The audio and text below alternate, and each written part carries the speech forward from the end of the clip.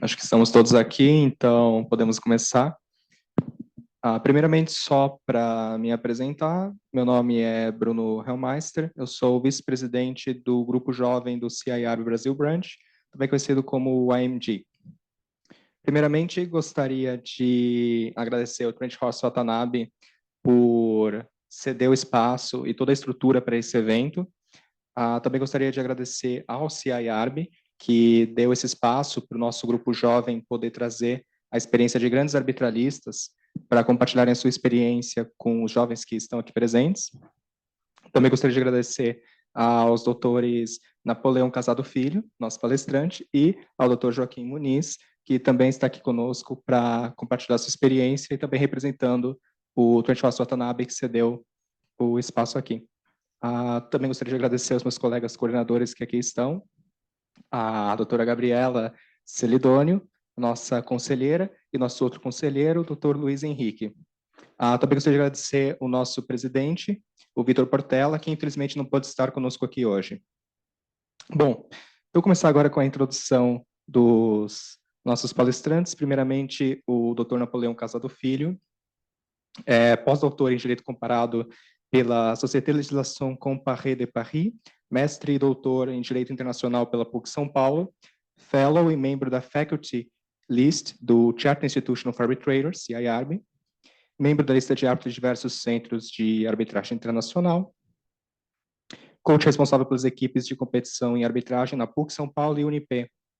Agora o Dr. Joaquim, presidente do CIARB, claro, que está aqui conosco. Gente, tá vendo? Por isso que é bom prestar atenção na cola. Dr. Joaquim de Paiva Muniz tornou-se sócio aqui em 2006, lidera o grupo de métodos de extrajudiciais de resolução de conflito, com foco em arbitragem e mediação, aprovado no exame de New York Bar Association, é graduado em Direito pela Universidade Estadual do Rio de Janeiro e realizou seu LLM pela Universidade de Chicago. Também, aproveitando para introduzir o AMG do CIARB, o nosso grupo é um grupo de membros jovens do Brasil Branch, então da filial brasileira. Nós fomentamos a cultura de ADR no Brasil com o propósito de reunir os principais profissionais de resolução em métodos adequados, com menos de 40 anos, e os estudantes interessados em construírem sua carreira, seja profissional, seja acadêmica, nessa área. Nosso grupo é supervisionado pelo Comitê Diretor Global, baseado na SESC Global, que é em Londres. Então, aqui nós separamos algumas perguntas para o Dr. Napoleão, e eu tive a honra aqui de fazer a primeira. Então, Napoleão, poderia, por favor, falar sobre como conheceu a arbitragem e os ADRs, e como foi o seu percurso desde o momento que conheceu a arbitragem até as primeiras atuações e indicações em arbitragem? Bom, primeiramente, boa noite a todos. Muito feliz e uma honra receber esse convite do AMG, do Young Members Group do CIARB, e, sobretudo, ser recebido com pompa e circunstância aqui no Trent Ross Watanabe. Quero, então, aproveitar também e agradecer ao meu amigo Joaquim Muniz pela recepção calorosa que sempre costuma nos oferecer. Sua pergunta é muito interessante e o propósito da conversa de hoje eu quero que fique exatamente nesse tom bem de história de vida e de eu me abrindo aqui como foi minha trajetória. O Ariano Suassuna, que é meu conterrâneo, para quem não me conhece, eu sou paraibano, tá? Não sei se na apresentação aí constou alguma coisa na Paraíba, sou formado pela Universidade Federal da Paraíba, e eu tenho um conterrâneo ilustre, que é Ariano Suassuna, e que ele tinha uma frase que eu gosto muito, que é dizer o seguinte: tudo que é bom de viver é ruim de contar, e tudo que é ruim de viver é bom de contar. Então, as dificuldades que a gente passa no começo da vida é ruim de viver, mas aí depois que a gente passa, fica bom de contar. Eu vou começar, então, contando como que eu vim para cá. Tá?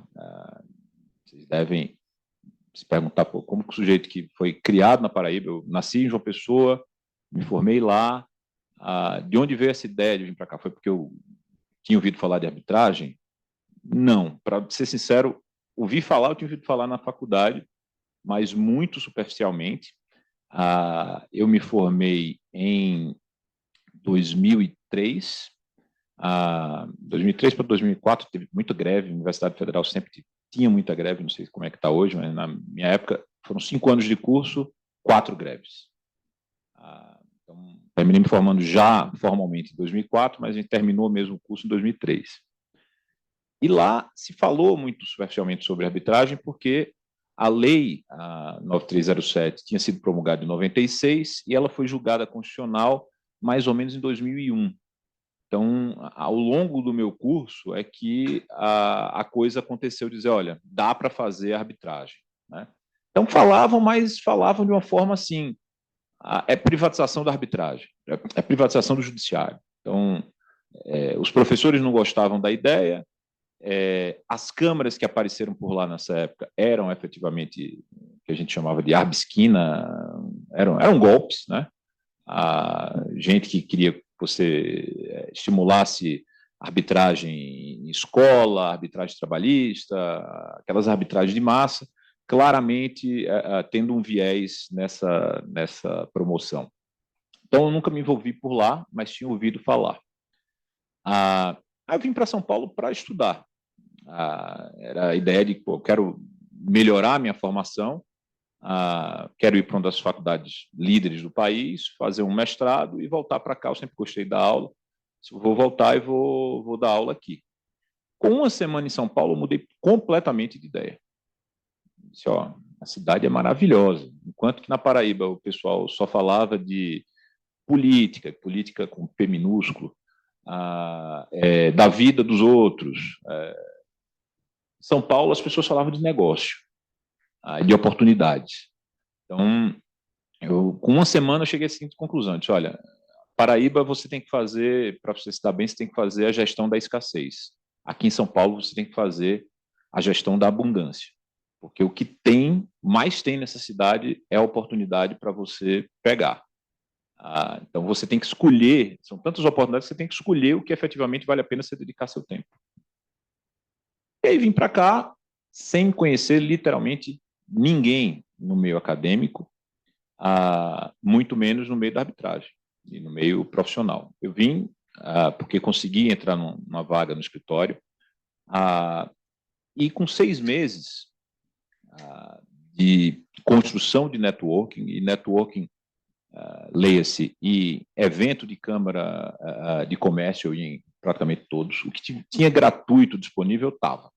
Ia conhecendo as pessoas e trocando cartão, tentando, no horário vago que eu tinha. Esse escritório era um escritório curioso, que ele parecia funcionalismo público. Assim, tinha horário para entrar e horário para sair. Todo mundo, quando dava 6 da noite, a caneta caía e todo mundo estava livre ali.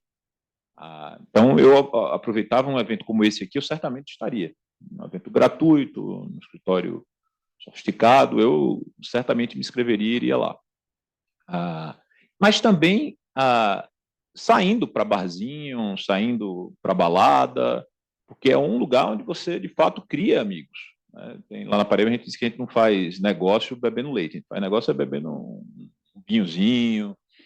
Então, eu ia para esses lugares e ia conhecendo pessoas. Boa parte dessas pessoas que eu conheci, depois vieram se tornar clientes, quando eu fiz um movimento, foram 2 movimentos mais ou menos parecidos na minha carreira, foi de abrir um escritório. Estava nesse escritório e consegui, me aproximei de um advogado de Recife, Luciano Caribé, um grande amigo, é hoje sócio, e ele disse, pô, Napoleão, eu queria abrir uma filial do escritório em São Paulo. Você não topava, não? Eu disse, cara, eu estou com meu emprego aqui, tranquilo, 6 horas acaba o expediente, né? Mas eu animo. Sempre tive uma veia assim, empreendedora. Eu animo. Disse, ó, a gente só tem 2 clientes. Esses 2 clientes pagam mais ou menos o aluguel e a secretária. Sobra praticamente nada para você. Agora, assim que for entrando mais receita, prioridade é sua para você recompor, enfim, seu fixo que você tinha lá e tal. Onde é que eu assino? Onde é que eu entro? Vamos embora. A gente abriu. Foram 2 anos, para não dizer que a gente não teve nenhum cliente a mais do que esses 2 clientes, eu tive uma cliente que me contratou para uma ação bem interessante, que era uma ação de... ela tinha... A bolsa de pós-doutorado dela tinha sido cassada pela FAPESP e ela precisava devolver tipo uns R$ 200.000. E ela tinha feito toda a pesquisa, tal, então eu fiz essa defesa pontual desse caso. Nada mais do que isso em 2 anos. Como que eu sobrevivi esses 2 anos? Eu resolvi dar aula, e dar aula no que eu acho, opinião pessoal, o pior que a docência pode oferecer, que é dar aula em cursinho preparatório de concurso. Fui para esse caminho das drogas pesadas, e dei aula em praticamente todos os cursinhos famosos que eles devem ter ouvido falar. Dei aula no Damásio, dei aula no LFG, eu dava aula de internacional, mas na verdade eu dava aula do que aparecesse. Me convidassem para dar aula de qualquer coisa lá, top, porque pagava bem, e era como eu conseguia pagar minhas contas. Então, esses 2 anos foram os anos mais difíceis, que é quando você começa uma carreira, tá? Efetivamente eu já tinha, sei lá, 2, 3 anos de formado, mas eu estava longe da minha cidade natal e começando algo fora de uma estrutura. Eu saí de uma estrutura que tinha, sei lá, 20, 30 advogados para uma estrutura que era eu e uma secretária. Então, era muito difícil e não tinha faturamento. Esse período foi muito, muito ruim. Em termos financeiros, foi horrível. E vivia realmente desses bicos aí com essas aulas. Em paralelo, eu consegui o meu objetivo inicial. Lembra que eu falei que era, olha, eu vim para cá para fazer um mestrado. Como que eu consegui essa vaga no mestrado? Primeiro entrei e fiz uma pós, contratos internacionais no COGEAI, eu mapeei quem que escolhia, quem eram os professores que escolhiam em cada faculdade, na PUC e na USP, que eram os que tinham mestrado na época de nome. Identifiquei na PUC o Claudio Finkelstein, que terminou por se transformar num grande amigo. Eu fui para a pós dele de contratos internacionais. E fui lá e me ofereci para ser ouvinte da disciplina dele. Ele, na época, mal me conhecia, disse, olha, eu tenho um critério muito objetivo para escolher os ouvintes. São 2 por semestre, são os 2 primeiros que chegarem lá na porta da sala. A aula começava às 7, às 5 da tarde, eu já estava, pedi para o chefe na época, só posso sair, eu ainda trabalhava nesse escritório que eu vim de João Pessoa para trabalhar. Ele me liberou, saí um pouco mais cedo, às 5 da tarde eu estava na porta lá, fui efetivamente o primeiro a chegar e entrei como ouvinte. Quando ele fez a seleção efetivamente, eu entrei, e pouco tempo depois ele foi e me chamou para ser assistente dele. Eu aceitei, foi uma honra. Né? Essa altura eu já tinha feito o negócio de mudar para o escritório próprio, e eu tinha literalmente todo o tempo do universo. Então, a hora que ele tivesse aula, eu estava disponível para ir lá dar aula, tirando as horas que eu estava dando nos cursinhos. Mas não eram tantas assim. Internacional, direitos humanos, não tem tanta aula assim para você dar. Aí, muito bem. Ele chegou lá um belo dia e fez, Napô, já ouviu falar no mute? Mute, para mim, era a tecla do controle remoto. Mute, né, da TV. Eu, advogado, né, fiz, já? Então, eu já tentei fazer esse negócio funcionar aqui na PUC, mas, não pegou, não deu liga. Um negócio tão bacana, né? Muito bacana. A arbitragem, tá acontecendo, tá tracionando, e, a gente tinha que ter esse negócio aqui na faculdade, verdade e tal. Saí de lá, fui para o Google, pesquisei, né, arbitragem, botei MUTE, tá? Aí o Google, MOT, né? Tá, é outra coisa. Comecei a ler, pesquisar, na semana seguinte que eu disse, Cláudio, eu confesso que tinha ouvido falar, mas muito pouco. Fui pesquisar, realmente é muito legal. Ele fez, cara, já fiz 2 editais aqui, não aparece ninguém. Eu acho que, sei lá, aqui no Brasil o nível de inglês do pessoal talvez não seja no nível certo. Eu acho que esse negócio não vinga. Você pode tentar? Claro. Nessa época eu tinha 25, 26 anos. Então, o meu gap etário para quem estava na graduação era muito pequeno. Então, eu tinha uma conexão maior com o aluno de graduação do que tenho hoje, do que o Cláudio tinha na época. Então, eu saí rodando as salas e com o seguinte pitch de venda. Eu chegava e dizia, pessoal, eu sabia que aqui em São Paulo é muito forte o negócio dos jogos jurídicos, né? O pessoal gosta muito de ir para jurídicos, certamente pela questão esportiva, não tenho dúvida nenhuma, né? E aí eu fiz, quem gosta aqui de bater na USP? Quem gosta de bater no Mackenzie? Vocês gostariam de bater em Harvard? Pois é. Eu tenho um convite para fazer para vocês, é uma competição que ocorre em Viena, na época só Viena, existiu de Hong Kong, mas a gente não participava. Ocorre todos os anos em Viena e que é uma oportunidade gigante para vocês baterem na USP. Na USP, na verdade, nem tinha na época, mas Mackenzie muito menos, foi bem depois. A USP começou no mesmo ano que a gente, mas o Mackenzie foi uns 3, 4 anos depois. A chance de vocês baterem no Mackenzie, na USP e nas grandes faculdades do mundo. Então, quem tiver interesse nesse negócio, que vai fazer você viajar para Viena e ter essa oportunidade de bater nesse pessoal, não no esporte, mas no argumento, me procura tal dia, tal hora, na sala tal. Nesse dia, tinha tipo uns 40 pessoas lá. Muito mais interesse do que nos editais formais lá que o Clau fazia antes. E aí foi que eu comecei, voltando para a sua pergunta, foi aí que eu vi falar de arbitragem e aí que eu comecei a estudar esse tema. Porque quando a gente cria esse negócio lá, eu confesso totalmente que eu não sabia para onde ia. Tanto para vocês terem ideia, o livro guia que a gente usava para o MUT era o livro do Carmona, que era tipo o único livro que eu conhecia sobre arbitragem, que é um livro de comentário à lei brasileira de arbitragem,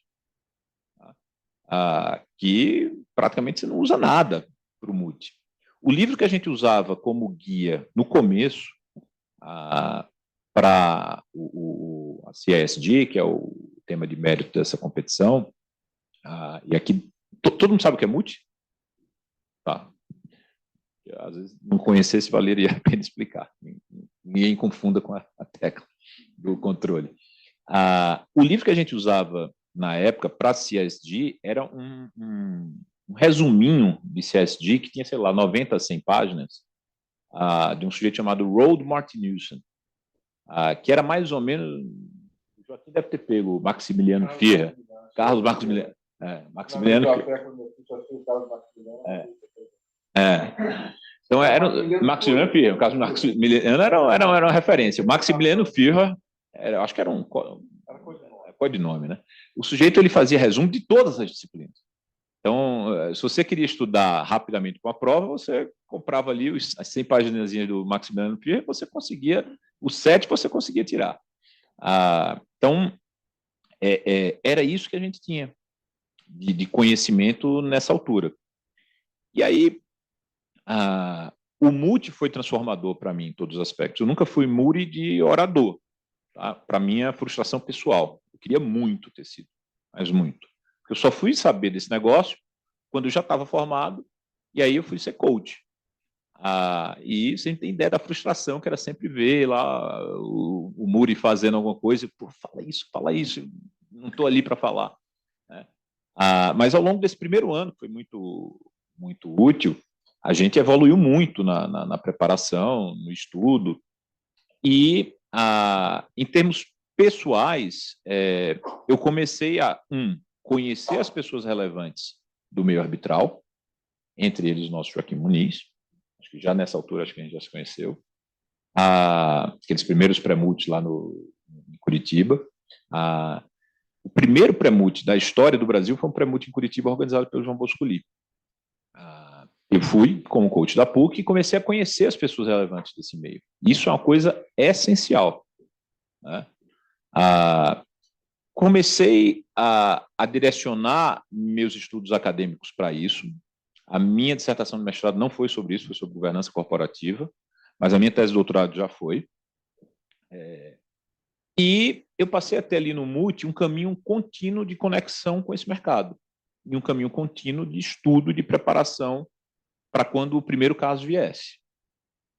Aí você vai perguntar, como é que foi o primeiro caso? Primeiro caso como advogado ou como árbitro? Primeiro caso como advogado, foi um caso que começou e logo depois do termo de arbitragem teve um acordo. Você não tem ideia da frustração que eu fiquei. Eu estava desesperado para fazer o primeiro caso mesmo. Eu já tinha as alegações iniciais todas escritas. Terminei depois transformando esse negócio numa espécie de parecer para publicar, porque eu disse, pô, não vou perder, assim, eu escrevi tanto esse negócio aqui, veio um acordo, acabou, aí eu consulta-nos uma parte tal, X, e transformei, Maximiano Firra, né? Era uma questão societária lá, e transformei numa espécie de parecer para publicar num livro, até que a Ana, a filha do Zé Emílio, a Ana, filha do Zé Emílio, que esqueci, deve ser Pinto, Ana Pinto, ela editou, e eu cheguei a publicar nesse livro para não perder a viagem. Assim. Mas foi como que esse caso chegou para mim? Um dos amigos que eu fiz onde? No bar. Esse cara, o sogro dele tinha um problema societário na venda que fez da empresa dele, e tinha claramente sido tungado ali pelo sócio minoritário que veio com exigência absurda na hora do fechamento, e ele aceitou, mas estava indignado, porque o cara veio com isso literalmente no dia. Tipo, só, eu quero, faz uma side letter aumentando X milhões aqui no valor que ele tinha percebido. Cara, não faz nenhum sentido. Ou faz ou não assino. Isso era pré-2008, estava na iminência. 2008 teve um fato muito relevante na história da humanidade. Boa parte aqui de vocês talvez não lembre, talvez fossem crianças na época. Mas é uma grande crise. A maior crise global desde 1929 foi a crise de 2008. E esse negócio estava para acontecer, tinha cheiro de que essa crise ia estourar. O meu cliente sabia disso e aceitou aquela condição estapafúrdia ali. Ele disse, olha, eu sei que talvez não tenha razão, porque eu assinei concordando de última hora, mas eu quero iniciar essa arbitragem só para dor de cabeça para esse cara. A seu servo, vou fazer com o maior prazer. Entrei com a arbitragem, assinou o termo, na sequência, a outra parte lá fez uma proposta de acordo, que ele devolvia uma boa parte desse dinheiro, e o cliente aceitou. Então, terminou dando nesse acordo. Mas por que esse caso veio para mim? Por conta do MUT. No hall de amizades desse meu amigo, quem era o único sujeito que ele sabia que mexia com arbitragem? Era eu. Então, era um caso relativamente pequeno para os padrões das arbitragens, tá? Um caso de 2 milhões de reais, e que não faria muito sentido vir para um grande escritório. Então, um sujeito como eu, que estava num voo solo, enfim, falando de arbitragem o tempo inteiro, participando de eventos de arbitragem, era o cara perfeito para essa causa. Então, a causa terminou chegando em mim, por quê? Porque eu estava no meio arbitral, eu tinha feito contato com as pessoas certas. Como que eu sabia que eram as pessoas certas? Eu não sabia. E exatamente essa é a coisa. Você sai conhecendo o máximo de pessoas que você puder, porque entre esse máximo de pessoas que você puder, vai estar a pessoa certa. Então, acho que me alonguei muito aqui, mas foi como foi o meu primeiro, como eu conheci a arbitragem como eu cheguei no primeiro caso. Dar outra visão da minha experiência, mas ver que tem elementos, que a experiência é totalmente diferente, mas tem elementos de identidade. Né? Eu comecei com a arbitragem, que eu era monitor do professor Teófilo de Azeredo Santos no milênio passado. Já era velho quando era meu professor. E ele era representante do Brasil na CCI na década de 90. E não tinha arbitragem no Brasil. Mas tinha um representante do Brasil. Porque na CCI você tem que ter um representante de cada país. Então tinha um cara ali dizendo: estão querendo alguém, como tem arbitragem de Portugal, estão querendo, Portugal é um país muito pequeno, estão querendo alguém para fazer um estágio ali que fale português. Você topa aí? Eu fui, peguei uma coisa, mas era uma coisa totalmente inútil, porque na época, isso é 93, eu falando idade, quer dizer, isso é 3, 4 anos antes da edição da lei, né? Quer dizer, a lei estava em tramitação, com a discussão se ia passar ou se não ia passar. E tantos projetos de lei tem aqui, tantas coisas se discutem, acabam não passando. Isso aí. Ainda estudava na faculdade, sempre ganhei jogos jurídicos, que é o UERJ, né? que é uma faculdade muito focada em direito público, então é uma coisa de privatização de justiça não passava muito na cabeça desse pessoal, salvo um outro professor, por exemplo, o professor Jacó Doniger, que é um grande internacionalista. Esse vivia no outro, ele está no próximo século, não está nem nesse, diferente do seu tempo. Mas eu fiz isso, não me serviu de nada durante muito tempo, aí trabalhando aqui no Trent Ross, começaram a ter as arbitragens, e o sócio, na época, que já estão aposentados, né, que hoje tem uma nova geração de sócios, achava que a arbitragem era um contencioso de segunda linha, porque não tinha as regras do processo civil, era muito mais solto. Então ninguém queria fazer a arbitragem, queria fazer aquele processo judicial, que isso era o glamouroso, né? Porque é engraçado que como é que essas coisas mudam totalmente, né? Hoje vocês acham glamouroso a arbitragem, e lá para o Fórum João Mendes não é tão glamouroso assim, mas na época glamouroso era estar nas grandes causas judiciais, a arbitragem era coisa, então joga para quem? Alguém sabe disso aí? Aí eu sabia pouco, mas mais do que, que todo mundo. E acabei começando a fazer e desenvolvendo. Então, acho que a lição é para vocês, que são novos, é que sempre vai haver uma oportunidade. Assim, quem está na posição minha do Napoleão, nós estamos já velhos para ter a mesma visão do que está acontecendo do que vocês. Vocês estão muito mais próximos do que está acontecendo. Eu não vou saber qual é a música do rapper, do coisa e tal, não vou saber o que vocês estão mais conectados com o tempo de vocês. Então, vocês têm uma oportunidade muito maior do que a gente de identificar onde vem a onda e surfar nessa onda.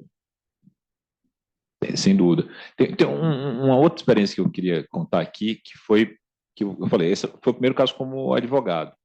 O primeiro caso como árbitro não teve nada tão glamuroso que valha mencionar. Simplesmente aconteceu quando eu recebi um e-mail, estava lá indicado. Mas antes do primeiro caso, teve uma prospecção, digamos assim, uma cogitação de eu ser árbitro, que a história é muito boa de contar. Era o seguinte, era um escritório de advocacia que não tinha, que era o primeiro caso de arbitragem deles. Eles perguntaram para um ex-sócio, que era um cara que tinha experiência com arbitragem, quem seria um bom nome para eles indicarem como árbitro. E esse ex-sócio falou no meu nome. Cara, um cara está começando aí como árbitro, acho que vale a pena falarem com ele. Esse escritório pegou e me ligou, o sócio lá me ligou, e perguntou, pô, a gente pode almoçar? Eu disse, olha, tem algumas regrinhas assim que não são muito usuais, mas assim, um almoço não tem problema nenhum. Eu não tenho problema de almoçar com quem está cogitando me indicar como árbitro. Eu disse, agora, olha, tem umas regrinhas para você me entrevistar, que inclusive o CIARB publica, que eu vou precisar seguir. Não, tudo bem e tal. E aí foi para o almoço e eu, de fato, apliquei as regrinhas. Quando ele ia falar muito sobre coisas, olha, aqui não dá para eu avançar nada nesse tema. Quando chegou na hora de pagar a conta, ele queria pagar a conta de forma alguma, não posso receber nenhuma generosidade de quem quer me indicar. E aí, resultado, ele desistiu de me indicar como árbitro. Depois ele mandou uma mensagem, olha, o cliente escolheu outra pessoa. Não, obrigado. Essa arbitragem era numa câmara chamada Eurocâmara, não sei se já ouviram falar. É uma câmara que ela congrega todas as câmaras de comércio da Europa, praticamente. Ela é na Câmara Francesa, mas ela congrega, acho que Portugal terminou abrindo uma câmara própria, não sei se fechou depois, mas quase todas as europeias, a sueca, a belga, quase todo mundo está nessa Eurocâmaras. E essa Eurocâmaras, ela exigia que todos os atos, não sei como é que está o regulamento, foi o único caso que eu tive lá, ela exigia que todos os atos fossem da lista. Eu, curiosamente, estava nessa lista. Aí você não fala, por que eu estava? Eu ia em todos os eventos da Câmara Francesa. Eu sou francófilo, digamos assim. Eu fiz uma parte da minha graduação.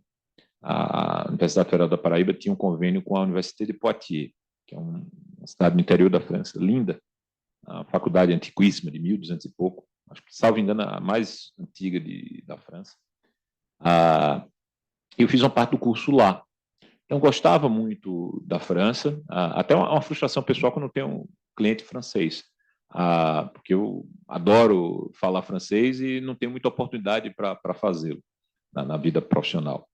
Então, eu ia muito lá, e aí, um belo dia, terminaram assim, pô, colocaram o Napoleão lá na lista, e me colocaram. Bom, então eu estava nessa lista.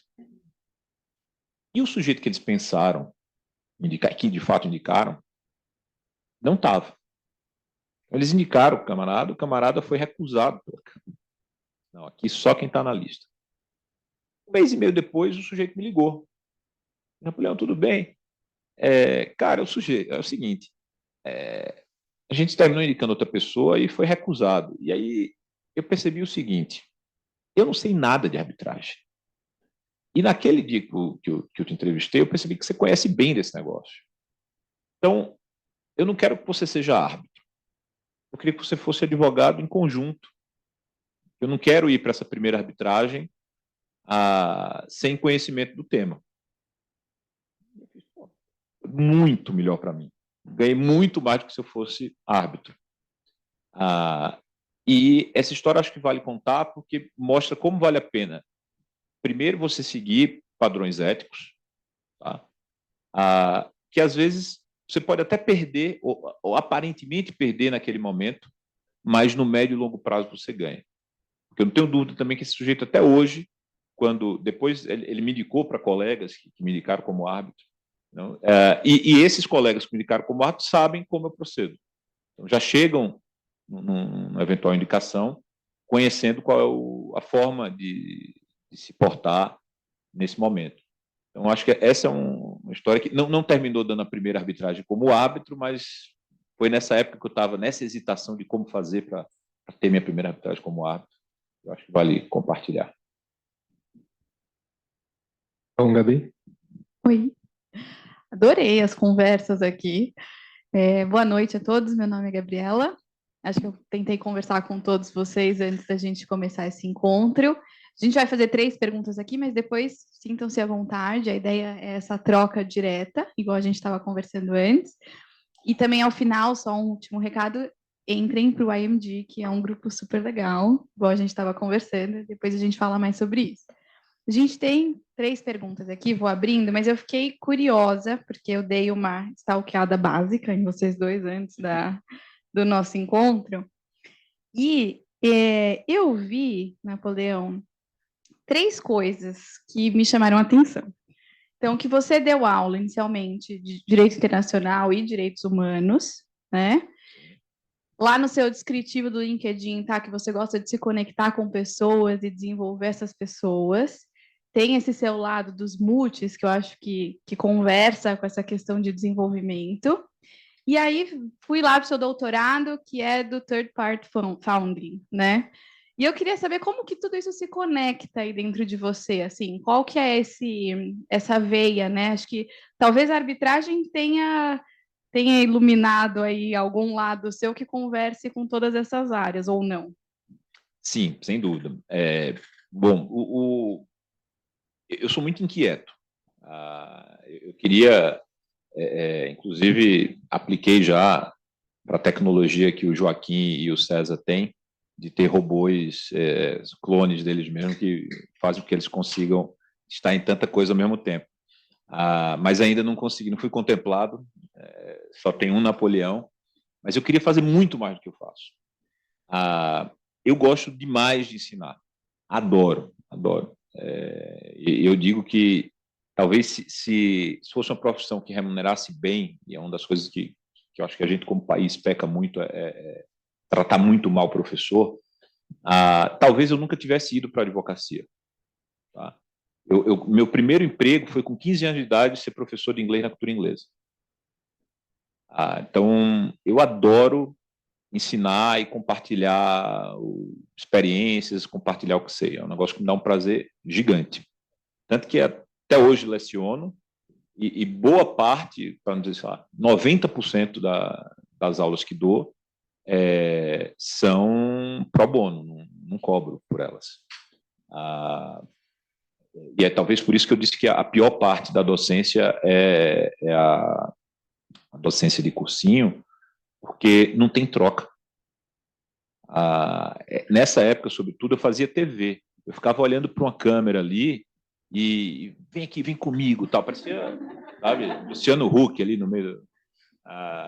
Então, não era docência, era TV.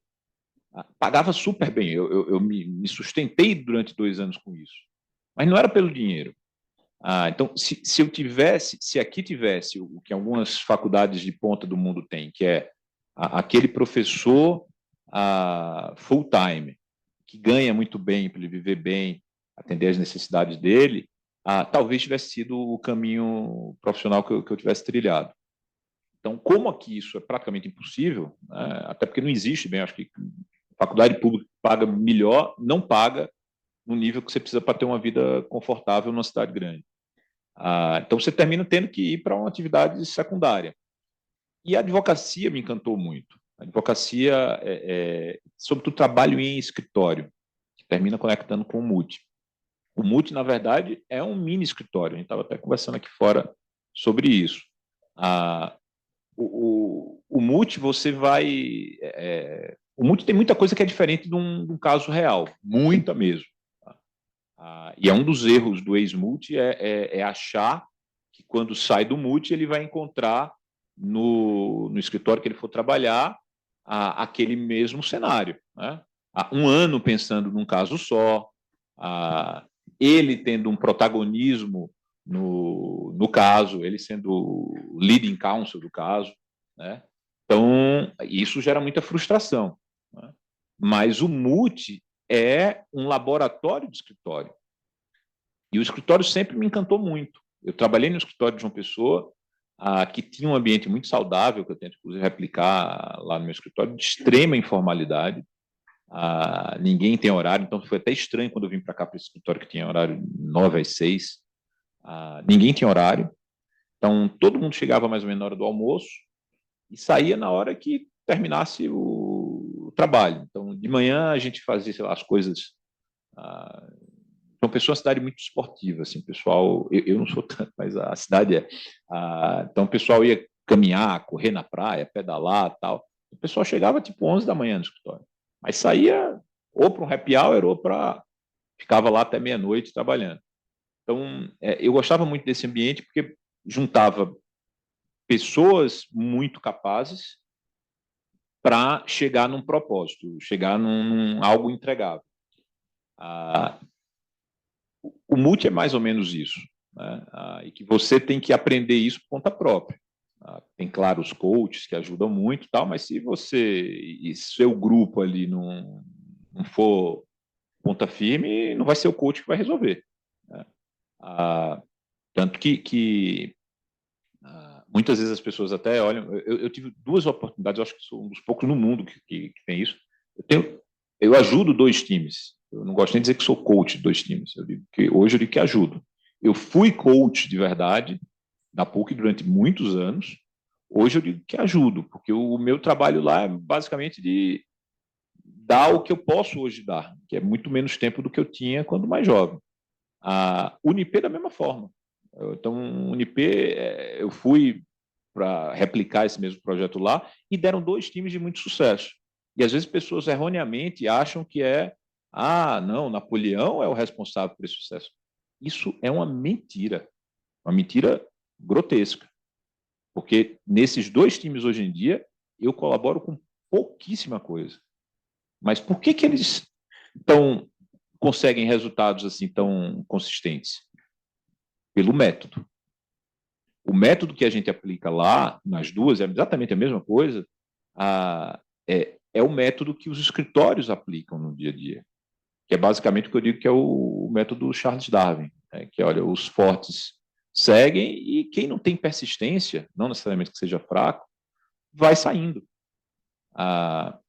Quem não persiste não consegue chegar no final. Então, você vai dando bastante trabalho, as pessoas que gostam daquilo ali, se veem aquilo um prazer e querem se dedicar, vão ficando. As pessoas que não têm a vocação para aquele negócio vão dizendo, cara, isso aqui não é para mim, eu gosto de outras coisas, o negócio de arbitragem é uma porcaria. Vão caindo fora. Então, eu acho que o sucesso desses 2 times é pelo método e pela perseverança dessas pessoas.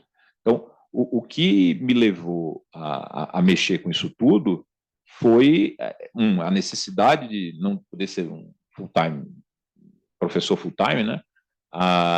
E essa paixão, essa segunda paixão que eu encontrei na vida, que foi a advocacia, e que o Multi dialoga muito.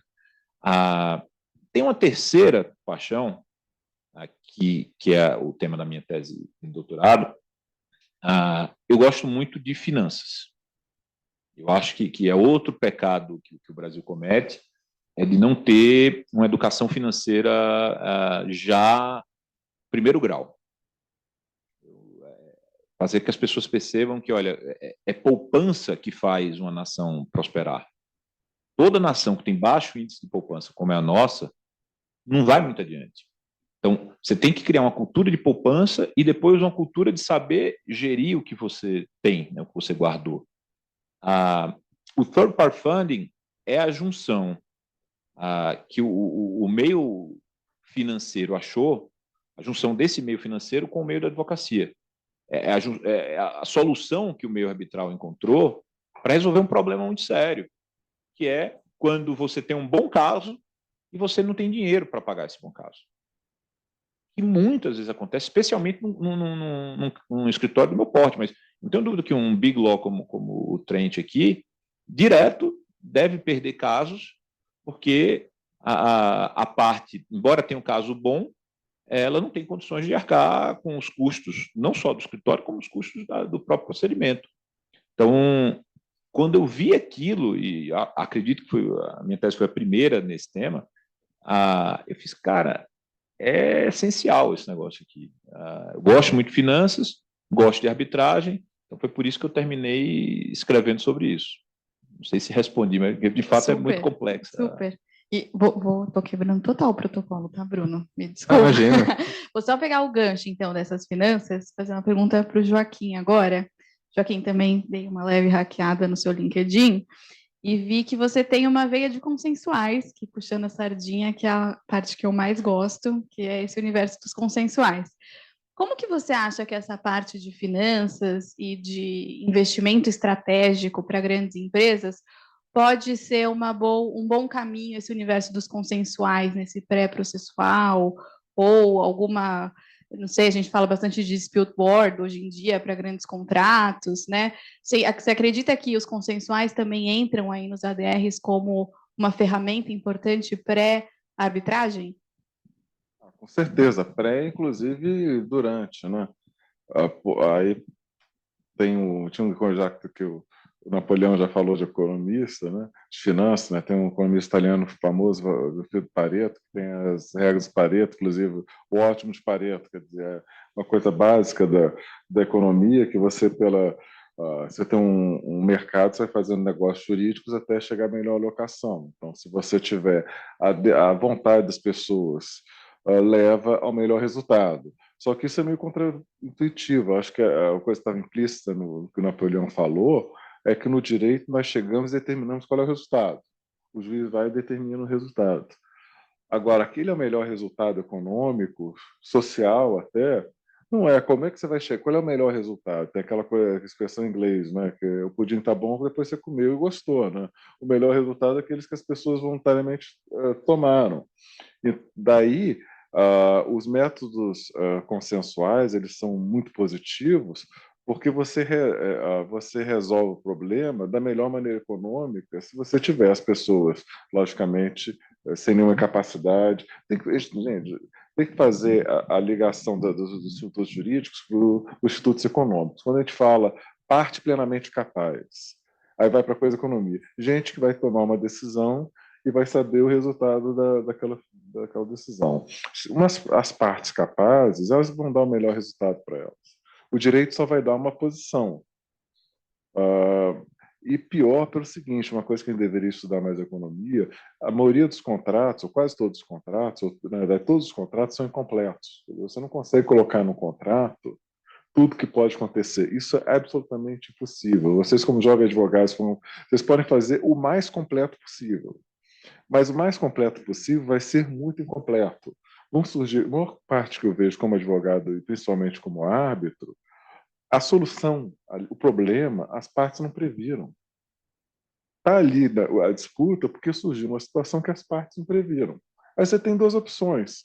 Ou o juiz ou o árbitro decide que ele vai aplicar a lei, ou as partes chegam a um acordo que vai ser o melhor possível, vai ser o ótimo de Pareto. Então, do ponto de vista econômico, é extremamente importante você fomentar os métodos extrajudiciais, né, que as partes cheguem a soluções e evitar que o Estado atue em nome das partes. Só que, infelizmente, você tem uma questão cultural no Brasil de interferência no Estado que vai não só do Poder Executivo, também no Legislativo, que legisla demais, né? Legisla coisas que historicamente nos outros países a jurisprudência vai fazer. No Brasil se faz aquelas leis nos detalhes e alguém fez um estudo que tem 12 leis proibindo venda casada e mesmo assim você continua tendo venda casada. Quer dizer, não estão cumprindo a lei. Então vamos fazer outra lei igualzinha. Parece que é coisa assim. Dessa pega, será que alguma coisa tipo 3 vezes você pede música no Fantástico? Não sei. E também no poder legislativo, né? Quer dizer, o poder legislativo interfere demais, inclusive na vida econômica das pessoas, que não deveria fazer, porque as pessoas que vão decidir o que é melhor para elas. Então, é super importante para uma economia que funciona bem, você ter a abertura para as partes, quando tiverem um problema, elas primeiro resolverem consensualmente. Se você for pegar as maiores economias do mundo, historicamente, Inglaterra, super utilizada a mediação. Depois, Estados Unidos, super utilizada a mediação. Aí você vai, hoje, a China, crescendo também, super utilizada. Só que o cliente chinês tem todas as dificuldades que tem que fazer, mas eles querem fazer negócio. Eles não querem ficar anos na justiça. Então, a mediação, a gente tem que quebrar esse paradigma. A mediação entrou no Brasil muito em questões de família, porque tem um elemento psicológico imenso e realmente ajuda muito. Mas a gente ficou pensando na mediação como uma que vai resolver questões sociais, questões familiares. Mas a mediação e outros meios consensuais, elas são importantíssimos para questões de negócio. Mas aí você tem que mudar o próprio perfil dos mediadores, né? Fazer mediadores que sejam business oriented, que não vai falar, vamos sentar aqui porque é paz no mundo. Não, não é paz no mundo, é dinheiro. Mas justamente porque é dinheiro, você precisa ter alguém para facilitar. Engraçado, eu estava falando com um sócio nosso no almoço, dizendo uma coisa complicada, que estava negociando acordo. Ontem eu estava vendo, referência até aqui na Folha de São Paulo, sobre aquele livro Lei dos Idiotas, né? Vocês viram? Não, tem um livro, o cara fez uma coisa, Leis Idiotas, que é o seguinte, que tem pessoas que que todos os economistas liberais passam um pressuposto meio errado, que as pessoas são racionais. Só que tem esse economista e diz, não, mas peraí, tem certas pessoas que são idiotas. E não é que as pessoas sejam burras, não é que tenham QI baixo, são pessoas que têm elementos psicológicos que fazem. A definição desse economista do idiota é o cara que faz o mal para outra parte sem fazer o bem para ele mesmo. Porque um economista sangue frio vai dizer que a pessoa que se dá bem contra os outros pode ser mau caráter, mas é racional. O idiota não, o idiota faz mal para o outro sem fazer bem para ele mesmo. E como é que isso causa dano para as pessoas? Uma situação dessa, você precisa de um mediador. Você não vai fazer um acordo só pelo advogado. Você precisa de alguém que saiba cuidar do idiota, né? Que não vai ser o juiz. Vai neutralizar o idiota. Então, você tem uma série de ferramentas, mas para isso, o pessoal de negócios tem que comprar. Eu acho que a venda da mediação está sendo feita de uma maneira incorreta, porque é vista como uma coisa, confunde mediação com meditação, né? Vista como uma coisa alternativa, uma coisa muito etérea, paz no mundo, quando na verdade o que a gente está falando é dinheiro, como é que você destrava o problema e faz dinheiro. Uma coisa que o Pedro Batista Martins sempre fala, que ele, antes de ser apto, ele era diretor jurídico de empresa, advogado de empresa, né? Uma parte da vida dele foi advogado de empresa, ele não foi advogado de escritório. Então, bom, fui 20 anos de empresa, nunca me pedi, ninguém ficou chateado quando perdi, tão chateado quanto ficavam chateados quando o processo demorava. Porque dinheiro, você perde dinheiro hoje, mas você ganha amanhã. Quem mexe com o mercado de capitais sabe disso. A bolsa baixou, mas amanhã vai subir. Ninguém vai morrer porque a bolsa baixou. Mas o tempo, infelizmente, se você perder o tempo, você não ganha mais. Então, a gente tem que pensar a mediação, tem como pensar a mediação de uma maneira business-oriented. Meu pai, ele fala sempre que rico não é quem tem dinheiro, rico é quem tem tempo. Então, de fato, é o valor principal aí da vida. Mas sobre mediação, eu tenho a seguinte percepção. Eu acho que, de fato, é um problema cultural, não só dos tomadores de negócio com relação a não ver valor, os tomadores de decisões no negócio não ver valor na mediação, e aí terminam desincentivando a própria advocacia nesse caminho. Eles conseguem enxergar valor quando mandam uma proposta dizendo, olha, eu vou acompanhar um processo judicial, arbitral, que é complexo, tal. Aí se você manda a mesma proposta valendo se eu chegar num acordo na mediação, o cara às vezes faz, pô, mediação vai ser 30 dias, não vai dar tanto trabalho assim. A solução que eu vou ter. Então, o incentivo que você está me dando ao não concordar com honorários até melhores, de ter um honorário melhor para resolver o problema mais rápido para você, do que se eu ficar ao longo do tempo com o caso, está errado. Então, o incentivo é um incentivo perverso, que faz com que o advogado prefira o caminho do litígio ao caminho da solução. Você tem um problema, só complementar rapidinho, o problema econômico, que é o seguinte, a inflação. O Brasil é um país de inflação alta. Então, as pessoas, historicamente, o que as pessoas faziam? Que vocês, todo mundo aqui nasceu, tirando Napoleão, antes do Plano Real. Depois do Plano Real. Eu advoguei já antes do Plano Real. A inflação era 20% ao mês. Aí o que acontecia? As pessoas, e a recorreção monetária não era a mesma coisa. Então, historicamente, o que as pessoas faziam? Se eu tinha um processo que demorava 10 anos, era ótimo. Era um investimento, ao mesmo tempo o negócio se desvalorizava. Então, as pessoas, essa memória inflacionária não sai da cabeça do brasileiro. Então, as pessoas dizem, eu tenho um processo, vai demorar quanto? 10 anos? Então, tudo bem. Mas isso é um erro de matemática financeira, de educação financeira das pessoas. Não está tudo bem, porque um dia chega. Mas aí, quando chega a conta, eles pedem recuperação judicial. É o que eu ia falar. Então, a lógica de boa parte de alguns empresários é devo, não nego, não pago enquanto puder.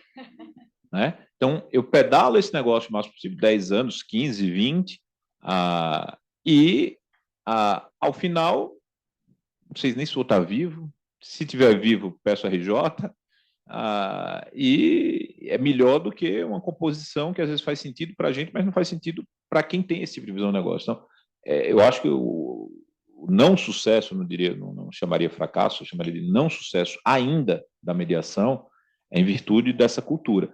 E cultura, gente, só se muda com tempo e com educação.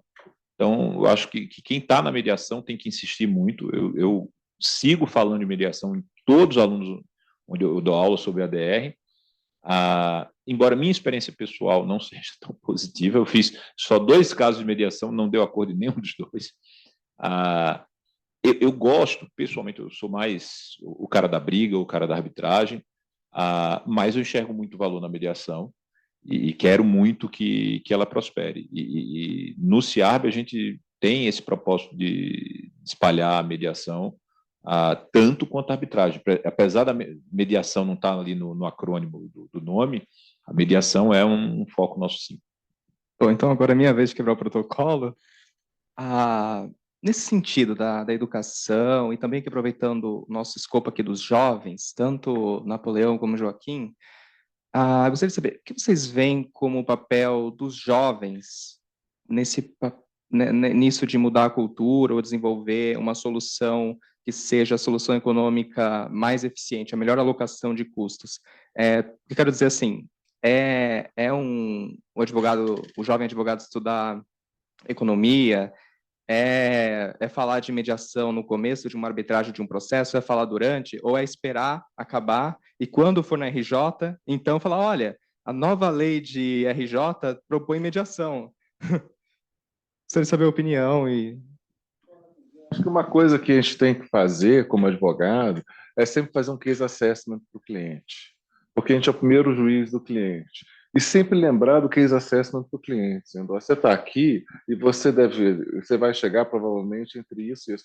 Infelizmente, isso é um problema do Brasil, um problema para a mediação, a gente não tem uma previsibilidade como nos países de common law. Então, os países de common law, que são métodos dedutivos, né? Você começa a fazer paralelos e começa a ter ideias que naquela situação você vai ter aquele resultado, ao invés de simplesmente ter a regra geral, você tem uma previsibilidade jurídica maior. Você tem coisa nos Estados Unidos, você tem jurisprudência diferente para coisa de caça, dependendo da raça do cachorro. Então, você dá uma segurança mais jurídica no sistema brasileiro de normas gerais, que é dizendo matar alguém, mas aí, se for aqui, for acolá, se for... aí vai ser a jurisprudência que não... A criação de precedente é uma grande dificuldade aqui no Brasil. Mas uma coisa que ajuda nessa parte econômica é você, primeiramente, dizer ao cliente, fazer o case assessment disso, olha, eu acho que o resultado vai ser X entre X e Y. Então, qualquer acordo em X e Y tá bom. Se você pudesse negociar, era melhor para você, que você economizava o investimento de pagar meus honorários. E fazer sempre esse check para o cliente, olha, entre X e Y tá bom. E alertar para o cliente para janelas de oportunidade, porque tem certas situações que dá para vontade de chorar, porque tem certas situações que você consegue uma liminar. No judicial, você tem uma decisão de primeira instância favorável, está na hora de bater a porta da coisa e fechar um bom acordo. Mas aí que o cliente se empodera, esquece o que você... Isso me lembra, só para fechar uma anedota, um caso verdadeiro nosso, não trabalhou nisso. A gente estava negociando um acordo, até por coisa da Light, né, que estava coisa para entrar, o credor era Light, véspera de entrar a recuperação judicial, o advogado era até amigo nosso, aí consegui convencê-lo a pagar X no crédito.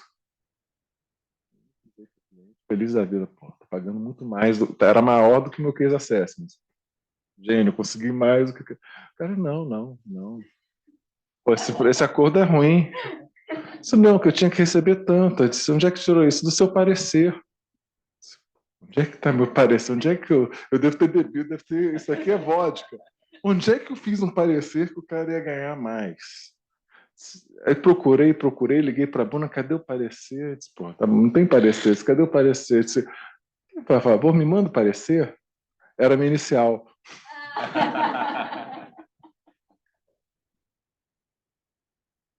Acreditou. Ele acreditou, disse, não, eu tenho o direito a ganhar o valor. Esse negócio me convencia aqui.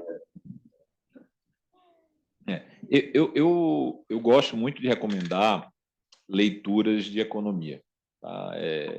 Economia comportamental, eu acho que são disciplinas assim que complementam muito a nossa atividade e a nossa conversa com o empresário.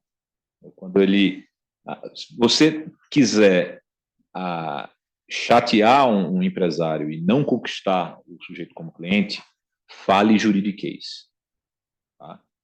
fale um monte, mostre todo o seu conhecimento de direito processual civil. Nossa, ele certamente vai dizer, cara, não quero esse sujeito. Entendeu? Agora, se você tem uma linguagem direta, e isso eu uso para a vida, quem fez multi comigo sabe, uma das frases que eu uso muito, na parte escrita, sobretudo, é: desculpem por escrever muito, não tive tempo de escrever pouco. Essa frase, eu achava que não tinha um autor. Depois eu fui ver, parece que Voltaire chegou ele disse que Voltaire, evidentemente foi em francês que ele falou, mas era um negócio rebuscado. Desculpe pela longa missiva, não tive tempo de fazê-la breve, né? Mas o resumo é isso: seja direto na conversa com o cliente. Uma das coisas que eu pego muito lá no escritório é e-mail explicando, às vezes, explicando a situação que aconteceu no caso, e o advogado faz um e-mail que dá 2 páginas. Assim, não. Se você tem que fazer um e-mail com 2 páginas, liga para o sujeito, explica, e depois escreve só o que necessita efetivamente estar por escrito, porque algumas coisas às vezes você precisa estar, né? Precisa colocar lá por escrito para deixar até registrado o que você orientou, mas hoje em dia as pessoas não leem textos longos e as pessoas também não gostam de pessoas prolixas. Então, ler sobre esses temas te deixa uma pessoa mais interessante. Leia sobre cultura geral, de forma geral. Leia sobre história, uma coisa que eu acho que é importantíssimo. Não para aumentar a chance de mediação ser usada na vida empresarial, mas até para você ser um bom mediador no futuro. História é um negócio muito bacana de se ler. Primeiro que, bom, eu tenho um gosto pessoal por história muito, muito forte, mas é muito legal você ler algo que parece até incrível, que não dá para acreditar que aconteceu, e saber que de fato aquilo aconteceu. Quando você usa essas histórias, você tiver capacidade de lembrar dos casos que aconteceram na história e fazer paralelos com a situação que o sujeito está vivendo agora, ele, vai te achar um cara super culto, sofisticado. Ele vai ouvir aquilo ali como dizendo, o Alexandre o Grande teve uma situação parecida e tomou essa decisão que o Napoleão falou, né? Vou por aí. Então, eu acho que você lendo sobre outras disciplinas, economia, história, economia comportamental, você se torna uma pessoa mais interessante, você tem mais chance de conquistar clientes e tem mais chance de convencer as pessoas a ir para o caminho que você está orientando. A mediação, no final das contas, é um pouco disso. Então, tanto para você convencer as pessoas a ir pelo caminho da mediação, como para depois ser um mediador de sucesso, um advogado que participa da mediação com sucesso, eu acho que é você diversificar as leituras. Não existe gente mais chata do que gente que é obsessiva com um tema só, né? Vinho, eu adoro vinho, mas tem coisa mais chata do que o sujeito que é enochato, que fica lá, que conhece tudo da maturação da uva, do tipo de uva, dos aromas que tem ali dentro. Você fica, né? É a mesma coisa que às vezes a gente não percebe na nossa profissão. Você começa a falar um monte de termo jurídico, juridiquês, você fica um cara chato, que ninguém quer ter por perto. Então, leia sobre outras coisas para ter conteúdo para dialogar numa mesa de bar, numa mesa de restaurante, num coquetel, de forma que as pessoas te acham uma pessoa interessante e queiram estar do seu lado. Oi, pessoal, agora consegui falar aqui. Primeiro, agradecer ao Joaquim, ao Napoleão, ao CIARB por ter hospedado esse evento.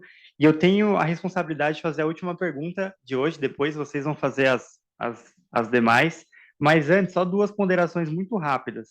A primeira, reforçando o que a Gabi falou, conheçam o CIARB jovem, tá? Vocês já devem ter percebido que existem um monte de grupo jovem no Brasil, todos são excelentes, mas cada um deles tem suas coisas boas e ruins. Uma das coisas boas que eu acho do CIARB é essa proximidade aqui, né? A gente coloca jovens na mesma sala que esses grandes nomes e a gente troca aqui na sinceridade. Então, isso é bom, sabe? Então, acho que conheçam o CIARB, se aproximem para que vocês também consigam absorver essa parte boa que o CIARB jovem oferece. E uma segunda ponderação que eu faço aqui em relação aos comentários do Joaquim, do Napoleão, sobre essa perspectiva multidisciplinar da resolução de disputas, é que isso só mostra para nós jovens muitas janelas de oportunidades para a nossa geração, porque tem muita coisa que está sendo resolvida agora que não se sabe muito bem como resolver, como dar um approach mais empresarial para a mediação no Brasil, como fazer essa mediação aqui, talvez ser tão bem sucedida como é na Inglaterra. Poxa, estava em Londres graças ao CIARB ano passado e vi mediadoras lá hiper trilhardárias, assim, com diversos casos, assim, sem agenda. Como que a gente pode trazer isso para o Brasil, talvez, né? Isso é um desafio da nossa geração. Acho que um workshop de carreiras, talvez, acenda essa luz para a gente também, né? Poxa, tem luz além da arbitragem também. Última pergunta, falei demais já.